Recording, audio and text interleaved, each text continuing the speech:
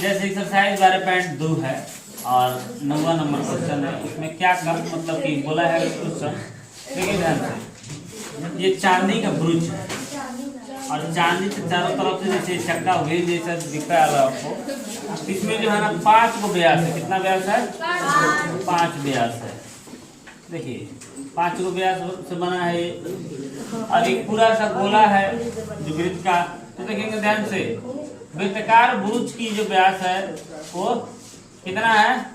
35 mm है। कितना है? आप निकालिएगा, d/2 होता है, d/2 होता है यानी व्यास बटा 2, तो यानी व्यास को रखेंगे इतना ही रख लेंगे, r का मान आ गया। ठीक है। कोण जो है वो कितने भागों में बांटा है?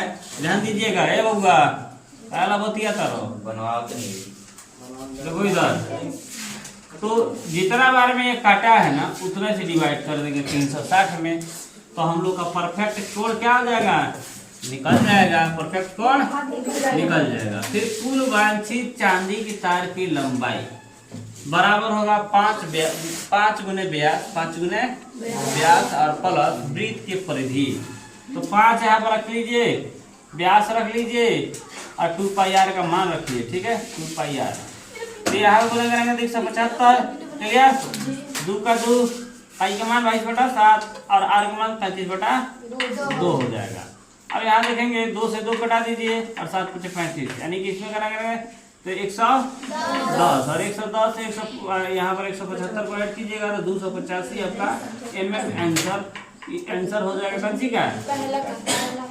लंबाई का, टोटल लंबाई हो गया। अब कह रहा है ब्रूच के प्रत्येक त्रिज्या खंड का क्षेत्रफल ज्ञात करना। सबसे पहले देखेंगे ध्यान से, ब्रूच के प्रत्येक त्रिज्या खंड जो एक मान लीजिए कोई एक त्रिज्या खंड का इसका बनाना है, ये त्रिज्या खंड का पूरा निकालना है। कोई एक कितना का निकालना है, तो कोई एक निकालना है तो सबसे पहले हमको थीटा की आवश्यकता है।